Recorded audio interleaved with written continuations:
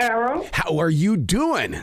I'm wonderful. Hope you are. I am. And I want to, before we even get started, I want to thank you for your dedication and loyalty to your community, because you show leadership. You show value in the human life. And with a show like A&E's 60 Days In, it shows that you want to find out how can we be greater at helping other people.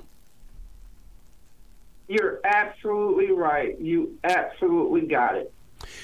But for you to be in that moment, I mean, my God, I don't know how you can stay so strong on the inside, because I would just melt. Well, now, understand, I'm not as brave as the ones who are going in. I'm not the one that's going in and spending 60 days in. So let's give those accolades to them. They're a brave group of men and women who took on this challenge. And the challenge itself, I mean, this is something where they know that we're going in and we're going to get information, but we're also going to learn things that's going to help out your division, is it not? That's correct. So the people who came in were people who had their agenda or their perspective on change. And they also knew what my agenda, the things that I wanted to know, and they knew what their mission was. And so they commingled the two. And they knew what the goals were. They went in to obtain those goals. And so I was very pleased with how this went and learning things about my detention center that I would never be afforded. Even the detention officers would not be afforded the opportunity to know some of these things. Inmates are not going to tell the detention officer, and they sure are not going to tell me what's going on the inside, and how things may be introduced into the system inside of the detention center.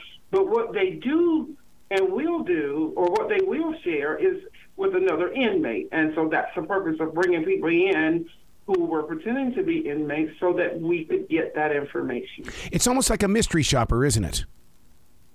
Absolutely. It's almost like a mystery shopper. It's just a little bit more dangerous, but I guess it could be considered as the same. I would love to see the research on how this changes those who did step in there, because what happens is that you have to put reliability in communications, compassion.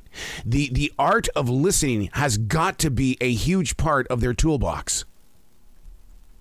It absolutely does. I mean, those are things that we discussed through our training with the people who were going inside of the detention center. Some of that training, of course, first and foremost, was their safety and how, and what measures they needed to take when they felt that if they felt that they needed to leave, and so the things about the safety aspects. That's first and foremost the most important thing for me, and then secondarily was what the mission was, what the goals were, and then thirdly what they felt that they could do in the short time that they were in there to make our detention center a better place. So it was a win-win-win. Wait, that part of that win-win-win is sitting in meetings afterwards saying, okay, how can we change? Absolutely. I strongly and firmly believe that some of the participants will go back to their community with what they've even learned in helping their own community. So, there we have it. We've spread it all over the country with, at least the ideology that, we can't just throw people away. We've got to do what we can do. We got to all do our part to make sure that we're providing tools, that we're providing the resources for people who have been criminally justice involved.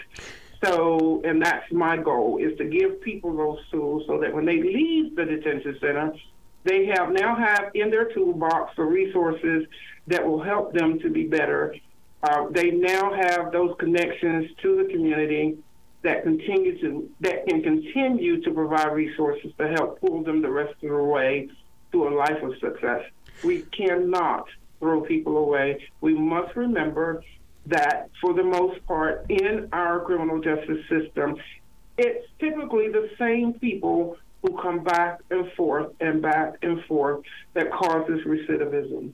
And those are the people that we want to target. I am so glad that you said we cannot throw those people away, because what I get to see at my essential job is before they go in, and I've seen such a breakdown of not only just communications, but these one-time students who are now adults.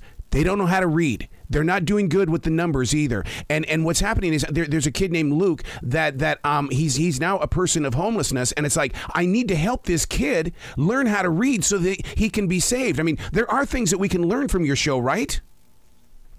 That's exactly right. Listen, everybody has value, and you have to, Luke or anyone else, all the people in my detention center, have someone that loves them. There are people that, somebody has everybody that loves them.